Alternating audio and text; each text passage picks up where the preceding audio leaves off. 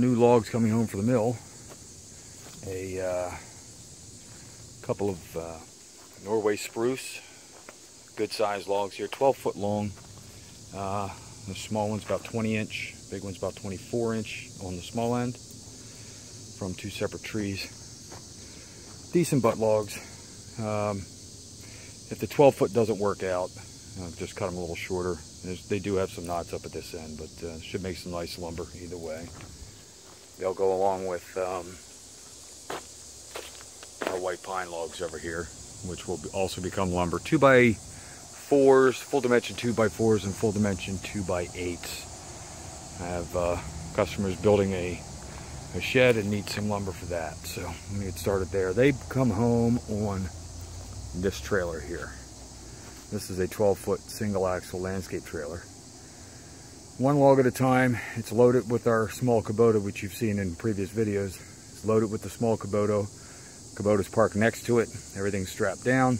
Come home, unload the tractor, pull the log off, load the tractor back up. I'd like to put a winch on this thing, but the framework just isn't heavy enough for a good-sized winch to pull things up on there. So.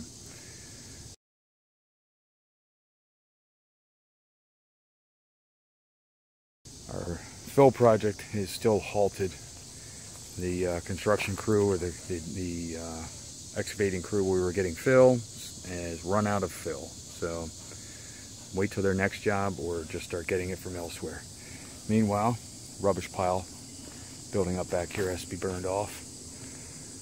And notice in the rest of the fill area back here, this is chips from these two Norway spruce trees. I had to get something over top of the dirt. Nothing but a mud hole back here with all the rain we've been having here in Pennsylvania. And all the rain we've been having just couldn't even work back here. So it's starting to dry out now. We've had a few dry days, a little too hot for me. About 96 degrees roughly with real high humidity here. At least we've had a little bit of a breeze. That's giving us a break. But that weather's supposed to break in a couple of days, and I'm going to come back in here and get all this stuff reorganized. A lot of this stuff back here's got to come out, and because that's going to be dried out, and all the newer stuff that we've had milled that's stacked all over the yard at the moment. We've got live edge over here, we've got lumber over here. Same with over here, live edge and lumber on this side. None of this is supposed to be this far up into the yard. This is all supposed to be back here in this corner now that we've had the backfill job done, so, or most of the way done. We'll get it stacked up, get it out of the way, and then we're going to have our mill back in here as well, and milling and stacking right off the mill rather than hauling it around from the front of the house in the truck and restacking everything back here. So but that's the update so far. Let me show you what else came home. Pretty interesting. A local tree service that I used to work for about 10 years. I was a groundie and helped him get his business off the ground. A good friend of mine with the Wood Guy Tree Service. He called me up, said, "Hey, I need some help on a job. Can you give me a hand?" I said, "Sure." I had no idea he's supposed to call me when he gets some good trees. Well, we get out on the job. He's like, "Yeah, we got to take down that English walnut out front, the live one, and the dead English walnut from out back." So guess where they ended up? When we did the fresh cuts on the end, when we took the tree down, it's got amazing grain from the end. These are going to be slabbed, of course. It doesn't look like a high enough quality for anything else, but it's got some scars in it and things like that, so it's going to make a lot of interesting grain. The live one produced these two logs, of course. That tree was on its way out.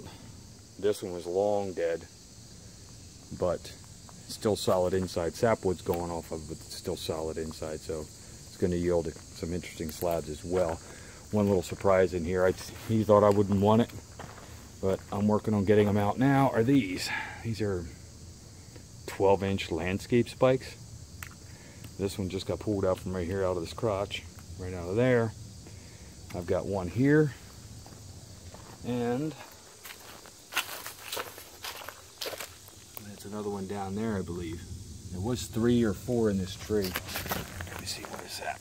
No, that's not one of them. There's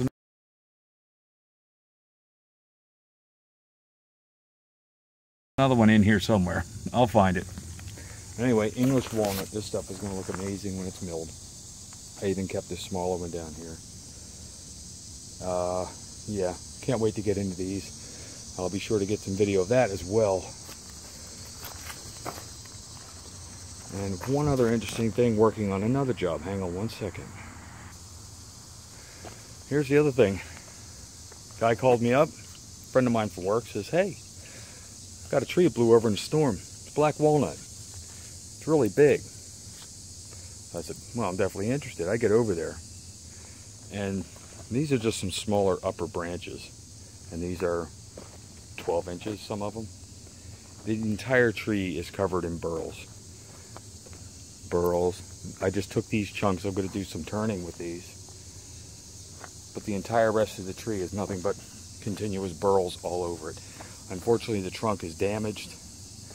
It's kind of split up the middle. There's just so much good stuff on the outside of it. It's all burl wood.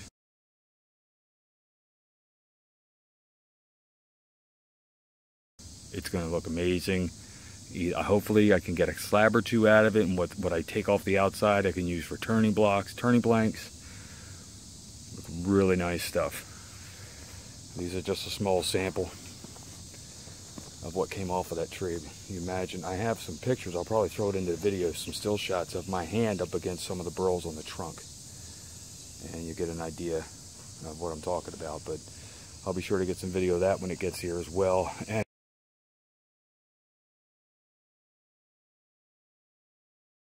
of course when I'm milling it, because that's going to, like I said, that's going to have some really, really amazing grain in it. So that's it for now. I haven't been posting any videos, I realize that.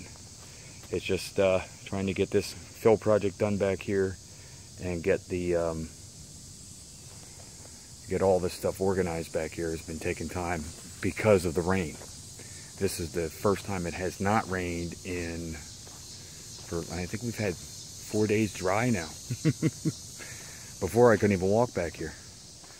This would have just been getting caked mud all over my boots. So thankfully it has stopped raining and we can start getting some stuff organized back here. But until then, can't get much milling done. Still can't wait to get into these. All these barn beams. There's got to be, you climb up here.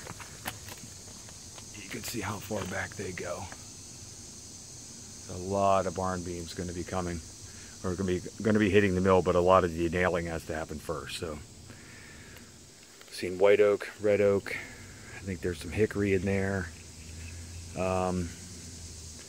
If we saw them, it's going to be sawed in the flooring. If they're clean enough and look good enough, we're going to keep them and just sell them as beams. So, yeah, char on that only goes maybe a 1/4 inch in, and that's it.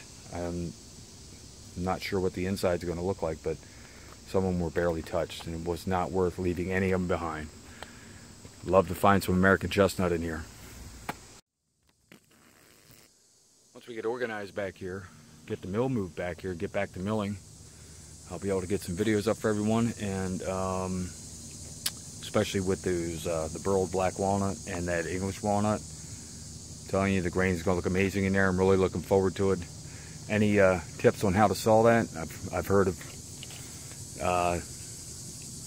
making gun stocks out of it. So gun stock blanks are a possibility, but hey, any suggestions on that English walnut, let me know.